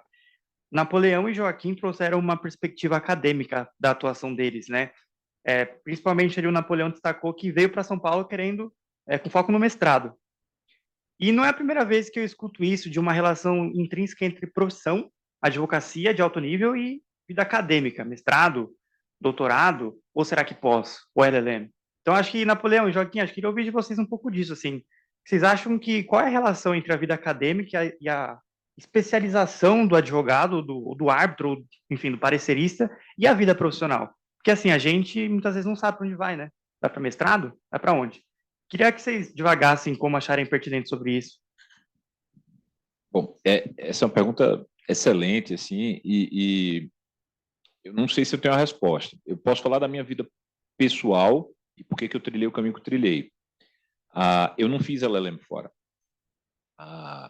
Eu tive a oportunidade de fazer esse intercâmbio ainda na graduação, que eu passei 6 meses na França, e para mim eu tinha muito esse desejo de morar num outro país, e realizei nesse período. Eu tinha ido uma vez pela cultura inglesa, mas foram 3 meses só.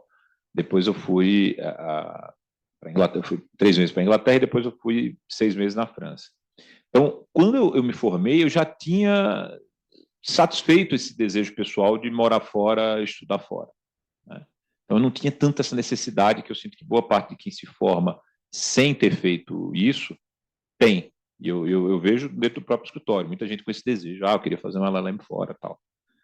E eu considero que foi uma sorte grande para mim ter realizado esse desejo ainda na graduação, porque eu não tinha essa premência de fazer isso fora.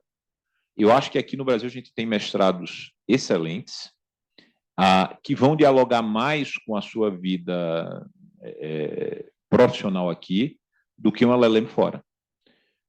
Não só porque vai ser sobre direito brasileiro, e boa parte do que a gente de fato faz aqui é direito brasileiro, né? No MUT a gente estuda a CISG, mas eu nunca tive um caso com a CISG concreto. Adoro a CISG, adoro estudar, acho que traz muita coisa legal para a gente se inspirar, mas não é o direito que eu lido no dia a dia. No dia a dia eu lido com o Código Civil, com leis locais aqui. Então, o mestrado me parece que me prepara melhor para o dia a dia dos casos do que um LLM.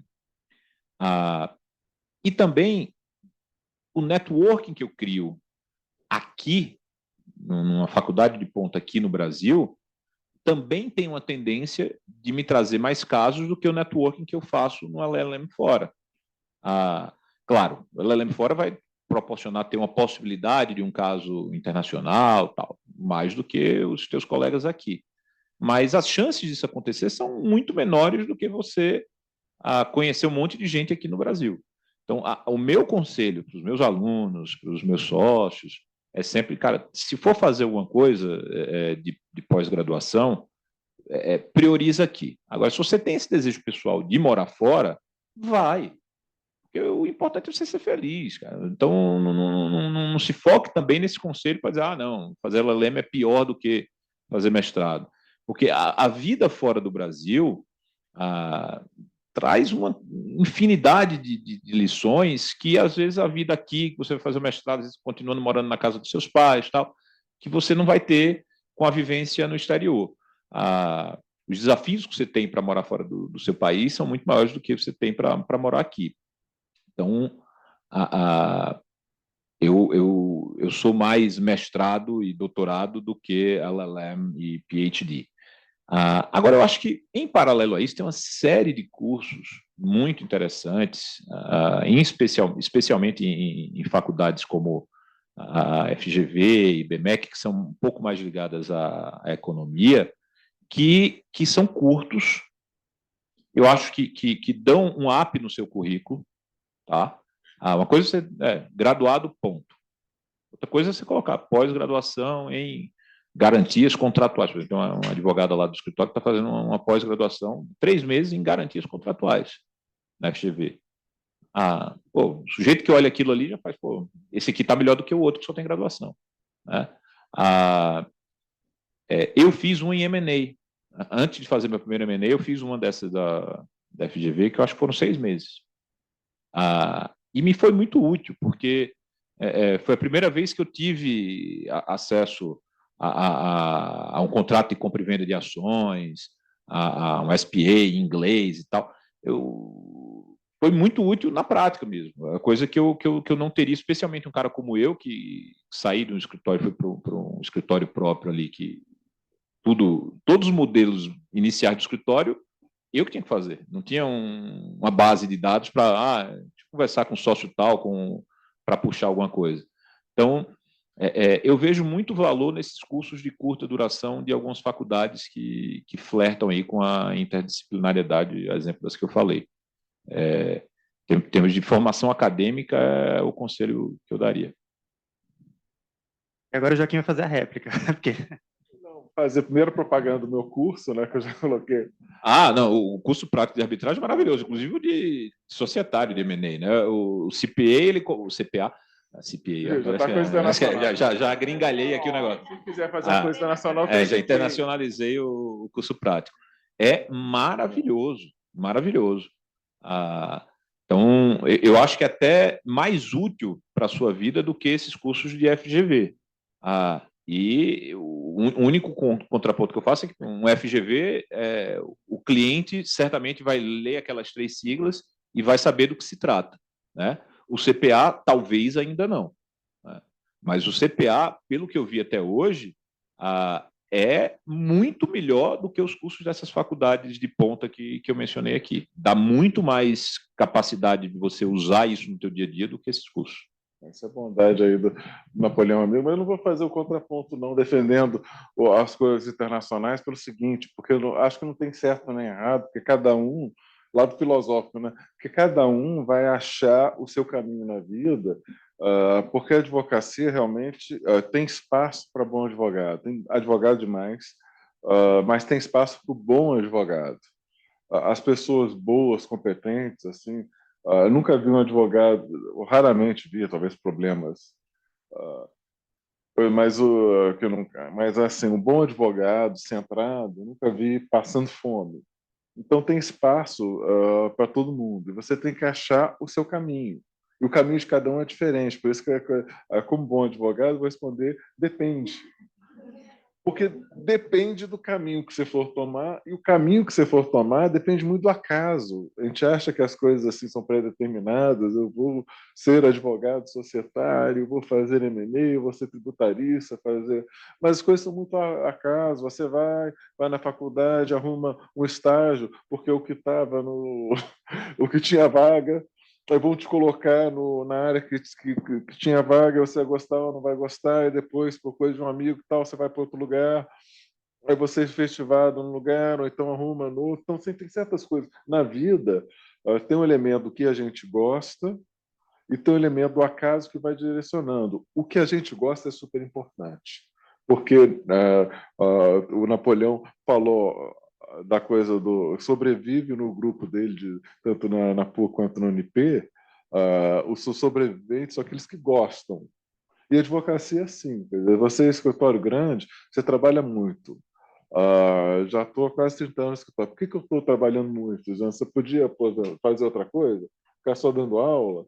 Ficar só com mas por que você vai? Porque eu gosto. Então, todo mundo que fica num escritório grande, ou mesmo no próprio escritório, porque também a vida de quem tem próprio escritório é muito sacrificada, porque vai em cima muito mais na pessoa do sócio, que no escritório grande você trabalha muito, mas também você tem uma equipe, você tem mais flexibilidade. Quer dizer, no fundo você vai trabalhar, não tem jeito. O escritório pequeno você trabalha muito, o escritório grande você trabalha muito também. A advocacia privada você trabalha muito. Então você tem que. Por que as pessoas fazem isso? Parte pelo dinheiro, lógico, a gente tem boleto para pagar, mas parte porque gosta. Então você tem que encontrar aquilo que você gosta de fazer. E quando às vezes a pessoa chega, olha, não quero escritório, quero ir para a empresa, a pessoa vai para a empresa, fica feliz da vida, eu quero uma vida só acadêmica. Isso não tem nenhum problema, vai fazer concurso. O importante é a pessoa achar. A primeira coisa, vocês acharem o que vocês efetivamente gostam dentro de uma coisa realista, né? Que a gente gosta de arbitragem, mas você não vai ser lead counsel de arbitragem internacional com 20 anos, você vai organizar documento e fazer pesquisa. Mas aí você, com o tempo, você vai virar lead counsel sabendo que tem um tempo de maturação para isso. A primeira coisa é você gostar, e o segundo é o acaso. O acaso vai te dando as oportunidades. Quer dizer, você vai crescendo, de repente surge uma oportunidade, você vê, você entra no caso grande, sobre não sei o quê. E eu vejo colegas que viraram especialistas em áreas específicas, é tudo acaso. Você recebe um caso que você nem sabe que é aquilo, mas ninguém sabe daquilo, você vai, faz, ganha, aí vem o segundo, vem o terceiro, de repente você vira um especialista na coisa, ou tem alguém que te olha, tem um curso aqui, ninguém fez aquele curso, você fez, de repente você vai. Então, como as coisas acontecem muito com acaso, vocês têm que ver dentro do que vocês gostam, as oportunidades que surgem na frente de vocês e como vocês podem explorar essas oportunidades. E a beleza desse grupo, por isso que a gente faz questão de ser o grupo aqui dos arbitralistas, que vocês podem não fazer arbitragem no futuro, não tem nenhum problema de vocês não fazerem arbitragem no futuro. A arbitragem é, na verdade, uma plataforma de habilidades e competências que vocês vão usar na advocacia como termo geral. Então, quando vocês têm lá do grupo do Napoleão, o que ele está ensinando para vocês? Está ensinando arbitragem? Sim, mas está ensinando coisas muito mais importantes que a arbitragem. Está ensinando vocês a fazer pesquisa. Qualquer coisa que vocês vão fazer, você tem que fazer pesquisa. Eles vão ensinar vocês a falarem em público. Você pode nunca fazer... mas eu vou ser advogado de M&A. Mas você vai ter, às vezes, que falar no meio de um grupo de 10 pessoas que não gostam de você, porque tem que negociar. Se você sabe falar em público, você vai saber a sua chance melhora, né? Vai ensinar você a trabalhar sob pressão, vai ensinar você a trabalhar em equipe, sabendo que você tem que cooperar com seu competidor, senão os dois morrem afogados. Então, em qualquer organização, você vai ter que aprender a trabalhar, você vai ter que aprender a fazer sufoco, vai aprender a fazer as coisas rápidas, porque, de repente, você decorou uma coisa de claimant e agora você tem que fazer responder que você não estudou e você se vira. Então, se vocês tiverem, fizerem alguma coisa que vocês gostam e aprenderem esses soft skills, as ferramentas, né? O Gilberto Gil tem aquela música, né?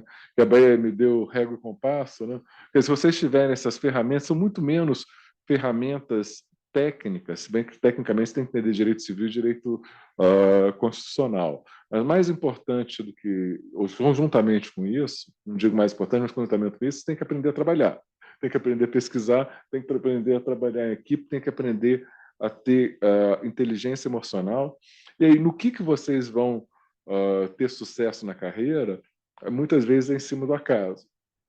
E aí, se você vai estudar fora, ou é melhor fazer a coisa aqui, o que vocês vão fazer aqui? Se vão fazer direito internacional, se vão fazer direito civil, processo, depende aí das oportunidades que vão surgindo. Por isso que eu acho que não tem one size fits all, né? Acho que é muito vocês terem uma sensibilidade de olharem, isso aqui talvez seja legal para minha carreira, eu vou na coisa. O exemplo da garantia contratual do Napoleão acho brilhante, porque é isso, cara. Toda hora a gente tem problema de garantia. Uma oportunidade que passou na frente. Então, mais do que uma coisa ou outra, considere as duas e considere a situação de vocês, né? O que, no caso específico de vocês, aquilo pode agregar e te fazer um diferencial. E só complementando aqui, que é uma lição de vida que um professor que eu tive na Faculdade de Direito lá de João Pessoa, ele passou, e que a arbitragem talvez até tenha sido um pouco uma influência disso que ele fez. A área de internacional foi um pouco isso, e a arbitragem também. Esse professor, ele foi meu professor de Direitos Humanos, e ele era especialista em direitos humanos do índio e do cigano. Ele fez um LLM em Cambridge sobre direitos humanos do cigano. E aí eu lembro da aula que ele falou, olha, a gente sempre tem que fazer alguma coisa para você se diferenciar. Então eu gostava, disse, pô, onde que eu posso me destacar? Eu fiz, pô, direitos humanos, eu gosto e, pô, não tem tanta gente aí, então vou para direitos humanos. Aí dentro de direitos humanos, pô, tem muita gente que escreveu coisa bacana, mas quase ninguém escreveu sobre direitos humanos do cigano. Então, ele foi lá e foi na especificidade, ele foi, então, olha, hoje eu sou um dos melhores do mundo em direitos humanos do cigano. E ele falou isso aí e eu levava um pouco isso, acho que é importante a gente se especializar. Eu fui para a arbitragem, na verdade, concentra os melhores de várias áreas, os melhores processualistas, os melhores internacionalistas, os melhores civilistas, o pessoal está todo em arbitragem, então junta uma nata de vários setores. Então, você achar, e hoje o direito arbitral já tem até uma vida própria, né? Se achar algo dentro desse universo que te dê essa diferenciação, é um exercício que vale a pena você gastar um tempo para achar. Então, quando eu fui escrever sobre third-party funding, foi um pouco isso também. Pô, eu gosto do tema de finanças, e ninguém escreveu. E é um negócio que as pessoas precisam. Então, se as pessoas precisam e ninguém escreveu, alguém precisa fazer isso. Então, eu acho que um caminho para você ser lembrado é você achar dentro da sua formação essas coisas que ninguém está prestando atenção e que são muito necessárias na prática. Esse tema do garantia contratuária é um ótimo ponto. A moça lá chegou, disse, o que é que você acha? Eu disse, pô, brilhante, faz isso. Ela está terminando uma pós de 3 meses. Simples, rápida, e que vai trazer um ferramental fundamental para a vida dela. E nossa, como escritório. E aí entra no ponto que o Joaquim falou. Disse, a gente tem que virar uma engrenagem importante na estrutura. Meu escritório é pequeno, mas somos 10 advogados. Então, tem gente que é uma engrenagem maior e outras menores. Mas tira uma pequenininha, já torna disfuncional o mecanismo, né? O relógio já não gira, às vezes até para de girar, mas já vai girar numa rotação que não é desejável. Então, se transforme na engrenagem que seja essencial, não seja dispensável, não seja aquele cara que não se interessa. Transforme num cara essencial. Maravilha. Acho que, Gabi e Bruno, acho que a gente pode abrir para perguntas agora. Acho que o palco é de vocês, gente. A gente tem um tempinho, então se vocês quiserem perguntar alguma coisa ou algo que vocês trouxeram, fiquem à vontade. A gente leva o microfone. Acho que pode levantar a mão e a gente leva.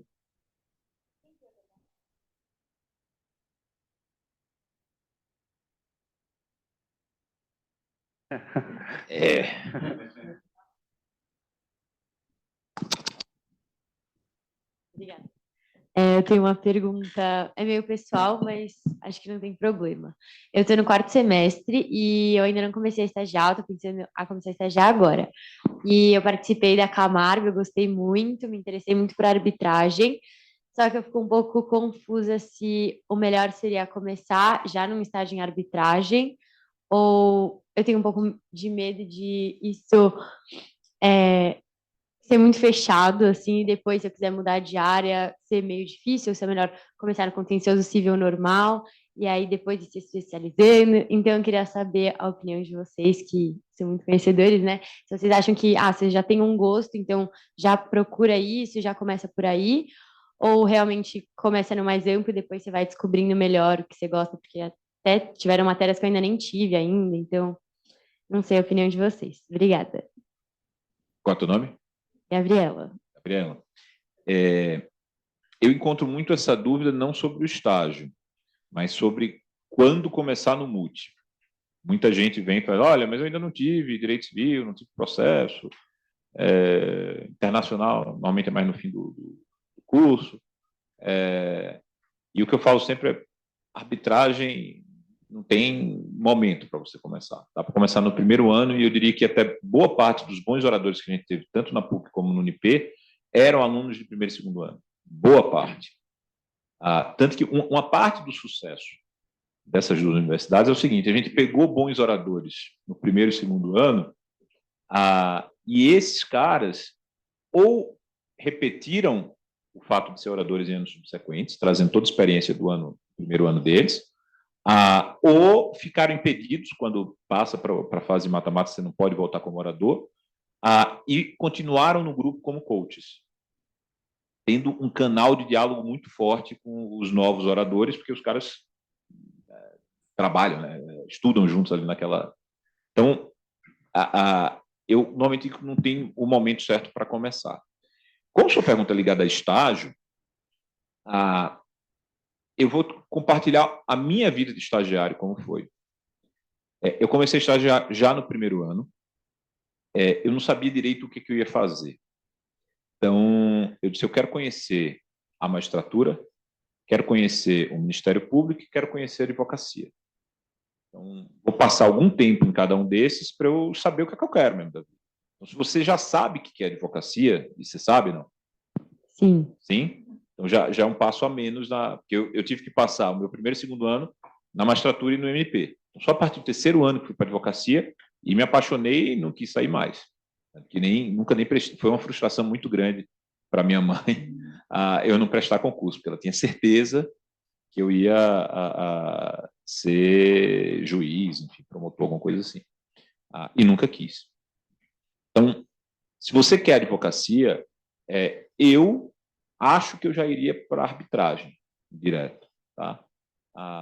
Você pega um escritório que tenha um setor só de arbitragem, é raro, tá? Em regra, boa parte dos escritórios, mesmo os grandes, você vai trabalhar em litígio complexo e aí a arbitragem está no meio, mas tem também alguma coisa de contencioso, inclusive o contencioso decorrente da própria arbitragem, que hoje em dia está cada vez mais comum. Né? As anulatórias estão prosperando, as execuções e as impugnações a essas execuções. Então, você indo para uma equipe de arbitragem, um escritório que tem arbitragem, eu acho que já seria o caminho natural. Eu não iria, eu vou fazer só contencioso se você gostou de arbitragem. Boa parte dos estágios... Eu estagiei num escritório que tinha um contencioso de massa. Era juizado especial, lá em João Pessoa. Foi uma excepcional escola para mim. Excepcional. Até porque, hoje eu já posso confessar que já prescreveu, eu fazia audiência como se advogado fosse. Ia para os casos assim, queimou a máquina, eles advogavam para a companhia de energia, queimou a máquina de lavar a pessoa entrava, manda o estagiário lá, ele vai sozinho fazer audiência. E eu adorava aquilo. O caso era de R$800, mas era a minha oportunidade, meu dia na corte, né? Eu tinha chance ali de expor meus argumentos e tal. Embora no juizado nem sempre desse para ter tanto destaque assim na oratória. Mas, enfim, aqui em São Paulo, você tem espaço para ir para um lugar que já tem arbitragem. Eu já iria direto para o escritório que tem, se você gostou disso. A gente tem uma área especializada em arbitragem, né? Fazendo propaganda, manda curso. Não, mas acho que os dois, se você gosta de arbitragem, você pode ir para uma coisa especializada de arbitragem, porque a arbitragem você faz de tudo, né? A beleza da arbitragem é porque não é um litígio de uma coisa. Você tem um dia de estar falando em societário, outro está falando em construção, outro está falando em investimento estrangeiro, então a gente morre de cansaço, mas não morre de tédio. Agora, se puder também ir para uma arbitragem que faça um contencioso auxiliar, também ajuda a dar uma noção geral de processo, mas não perca o seu sonho pela arbitragem, porque as duas situações são boas. E, assim, você está muito nova, isso é bom, porque você pode depois achar outros amores em outras áreas, né? É importante ter essa possibilidade, né, do estagiário circular e acho que a experiência o bom é você ter o máximo de experiência possível. Você pode ter dentro de porque às vezes a pessoa acha que está numa área que fica limitado, mas às vezes você tem uma área de arbitragem contencioso que tem muitos casos diferentes, ou você tem uma área de M&A que faz M&A de tudo, então você é o estagiário vê de tudo, você acaba tendo uma visão grande. Que você é mais fácil dizer o que você não deve fazer. Você não deve ir para um escritório que faz tudo a mesma coisa. Porque tem escritórios super especializados em tributário, previdenciário, não sei o quê, escritório super bem sucedido, que ganha uma grana com aquilo, mas os processos são todos iguais. Aí você não vai... Você tem que ir para o lugar que você faça coisas diferentes todo dia para você aprender. Muito bom ponto. E só complementando aqui, esse escritório que eu falei que eu estagiei, ele fazia contencioso de massa de eletricidade, e depois de alguns meses, o trabalho intelectual era mínimo, porque eu tinha todos os modelos ali. Hoje, ainda mais com inteligência artificial, é que a coisa ficou ainda mais fácil. Mas a dificuldade que eu tinha era trocar os nomes, já tinha os modelos salvos com mulher e homem, para não trocar ali os pronomes. Hoje ficaria até mais fácil, a gente poderia usar um pronome neutro aí, já englobava todo mundo. Mas ficou muito chato em um certo tempo, entendeu? Então, se aqui você mora numa cidade como São Paulo e tem uma oportunidade em arbitragem, é o que o Joaquim falou, os casos de arbitragem é muito... Eu diria que nenhum escritório tem um setor de arbitragem com casos repetitivos. É muito difícil. Obrigada. Mais alguém? Ah, tá. Não. Se vocês trabalharem...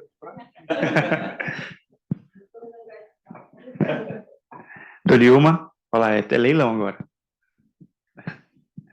Boa. Eu queria saber se você acha que para quem nunca estagiou, que nem eu, e eu tô numa situação parecida com ela, que nunca estagiou e tal, só que eu também nunca fiz parte de nenhum grupo de arbitragem nem nada. Você acha que é um bom primeiro estágio para, sabe, só ver se gosta e ir direto? Não. Eu acho que quem mora numa cidade como São Paulo, que tem... Você está em qual faculdade? Mackenzie. Mackenzie. Quarto semestre também. Pronto. Mackenzie tem um excelente grupo de arbitragem. Se você está numa faculdade que tem um grupo de estudos, e está no começo dela, se você estivesse mais à frente no teu curso, eu diria, cara, vai estagiar logo, não perde mais tempo. Eu me dedicaria a uma competição, seja a brasileira, seja o BIS, 6 meses, 8 meses da minha vida para participar disso de forma intensa, tá? Me destacar, porque você vai inverter o jogo. Em vez de você aplicar para um monte de vagas de estágio e não ser escolhido na maioria delas, ou para não dizer em todas, você é que vai escolher onde você vai estagiar. Se você se dedicar bem no MUT, se destacar, não vai faltar. Eu digo de experiência própria. Meu escritório, não consigo contratar estagiário do time da PUC, porque a turma que se destaca, os colegas de escritórios maiores levam tudo, entendeu? Então, raramente eu consigo trazer um para o meu escritório. Você fica desejado e cobiçado. E, em vez de você desejar e cobiçar uma vaga de estágio, essa vaga é que vai te querer. Então, eu morando numa cidade como São Paulo, na sua idade, eu focaria no MUT. Dando a coisa, chapéu de recrutador. A dificuldade quando a gente recruta o estagiário é que todos os currículos são de faculdades top de linha. Então, Mackenzie, São Francisco, PUC. Assim, se pegar todas as faculdades top de linha, os estágios, quando você está no começo da faculdade, são muito parecidos. Depois vai mudando, você vai trabalhando no escritório, também você trabalhou em 10 escritórios e você recebe currículo, alguma coisa está errada. Mas você trabalhou em bons escritórios e começa a ter a coisa. Mas também, na medida, vai melhorando o currículo, mas você vai chegando mais próximo da formatura. Tu tem um trade-off. Ao entrar num grupo, seja no grupo de arbitragem, ou tem agora essas ligas, né? Grupo de estudos de M&A, grupo de estudos de direito tributário, ali, pelo menos, você dá um diferencial. A gente sabe que nesses lugares tem um certo sacrifício intelectual, né? A pessoa, você está de graça se dedicando a estudar alguma coisa. Então, tem um lado que você é mais qualificado e o outro é o seguinte, você mostra um elemento de personalidade, que é uma pessoa que se dedica, né? A gente brinca, é coisa de RH, né? Que você contrata pelo currículo e demite pela atitude, né?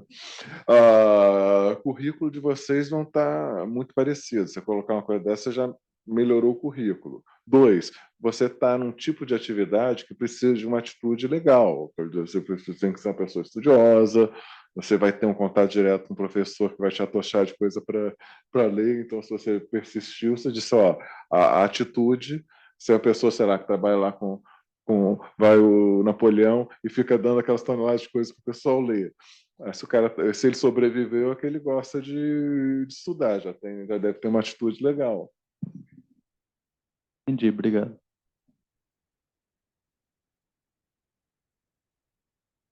Bom, o Napoleão falou para a gente que diariamente tem mais contato com o Código Civil, não falou que nunca teve um caso com a CISD, por exemplo, e o Joaquim também falou para a gente que é muito difícil você, com 20 anos, ser legal counsel num caso de arbitragem internacional. Então, eu queria saber como que é o cenário da arbitragem internacional para a gente que é brasileiro, tá aqui, porque eu imagino que mundo afora deve ter corporações, big laws, que estão muito mais inteiradas no cenário internacional. Então, como que é para a Eu gente? dou depoimento. Ali a gente tem uma associação com o Baker e McKenzie, os estagiários fazem o depoimento, depois dá passo para vocês.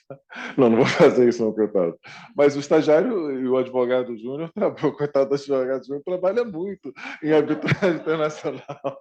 O que não falta é trabalho em arbitragem internacional. O que a gente está falando é trabalhar como lead counsel, né?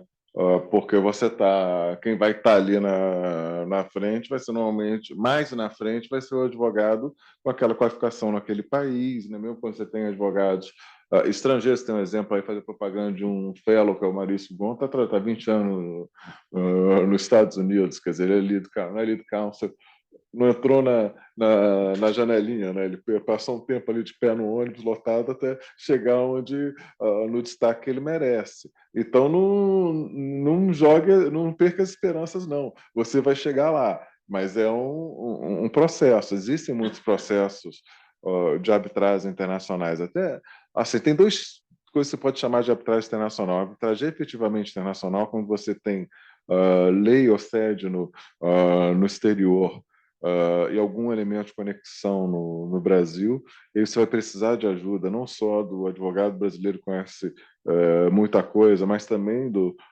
advogado júnior e do estagiário, tem trabalho para todo mundo. Você tem que pensar que países, por exemplo, como Estados Unidos e Inglaterra, eles inventaram uma coisa para se a advocacia ganhar dinheiro, chamada Discovery.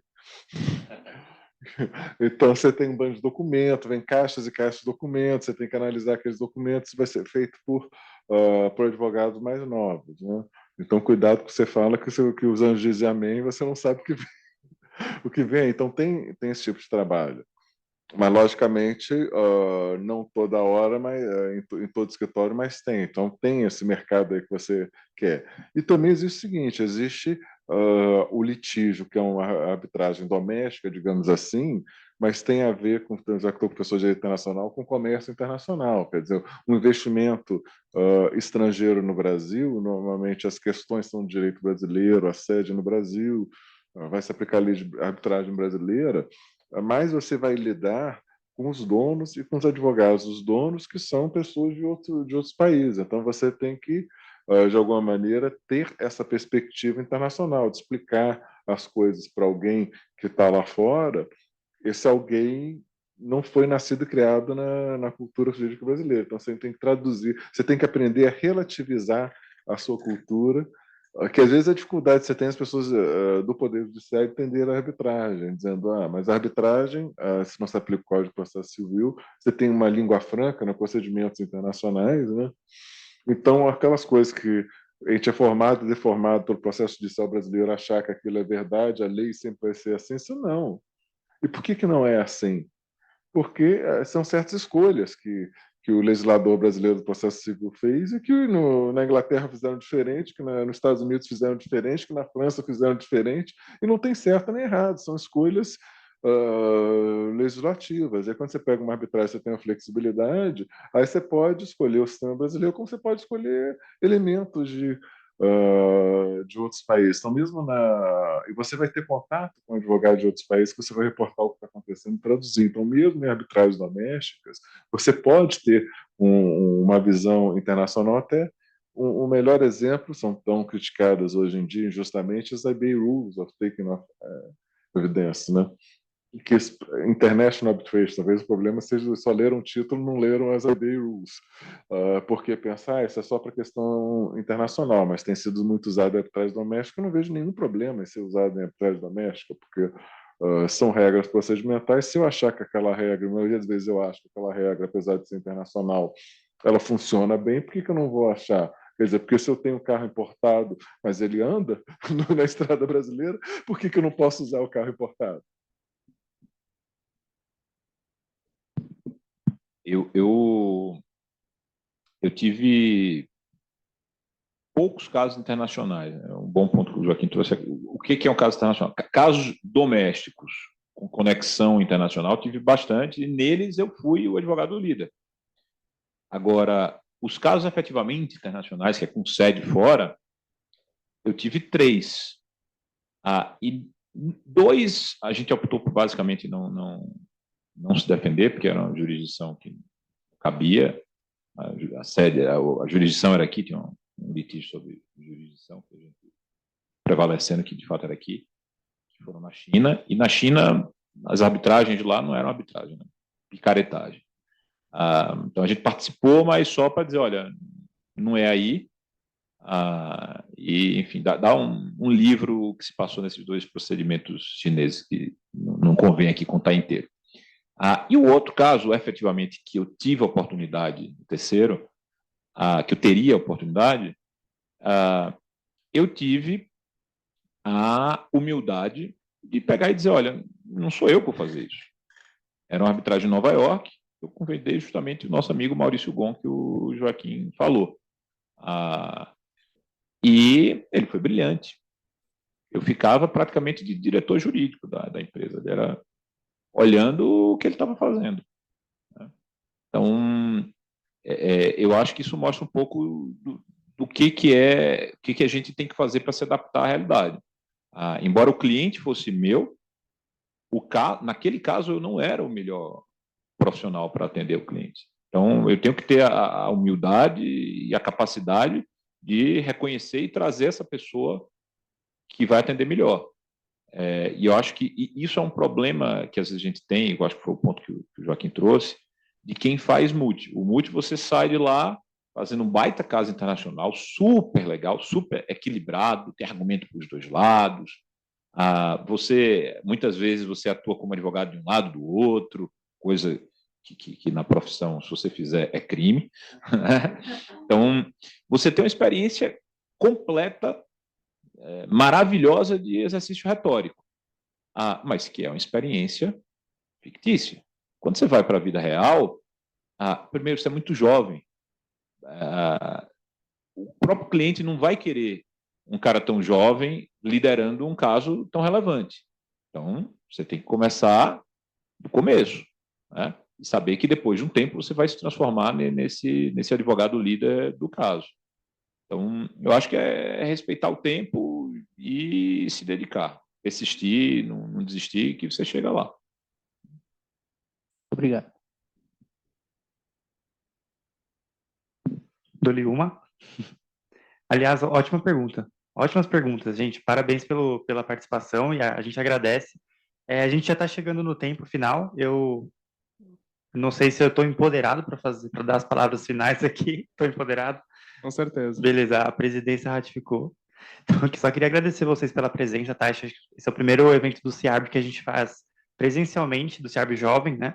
Então, é um marco para a gente ver o engajamento de vocês, o interesse, é realmente um gás para que a gente pense em outros projetos nessa linha de capacitação dos jovens, né? A gente tá todo mundo junto nessa, então se aproximem, vamos trocar experiências e também a gente convida vocês a pensarem em projetos como esse, sugerir para a gente está aí público no Instagram, no LinkedIn, o CIARB está com uma super presença nas redes sociais, então não tem desculpa para não conhecer e não se aproximar, tá bom?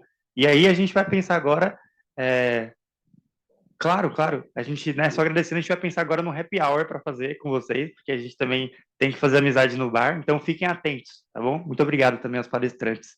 Exato. Deixa eu complementar um pouquinho sobre o CIARB. O CIARB, alguns de vocês talvez não conheceram agora o IMG, que é o grupo de jovens do CIARB.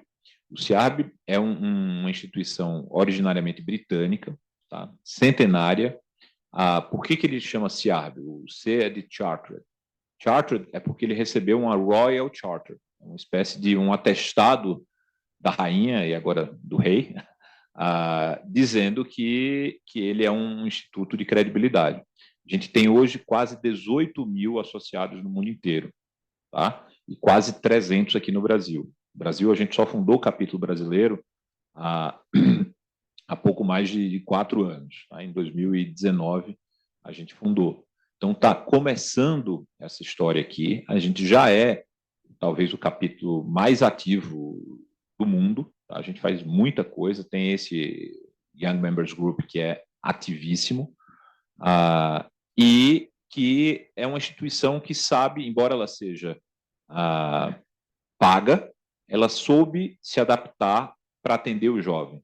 Então, a gente tem 4 status de membro, 3 deles pagos, e um voltado para o estudante, que é de graça. Tá? Então, você quiser se associar ao CIARB de forma gratuita, você consegue indo no site, se associando como Student Member.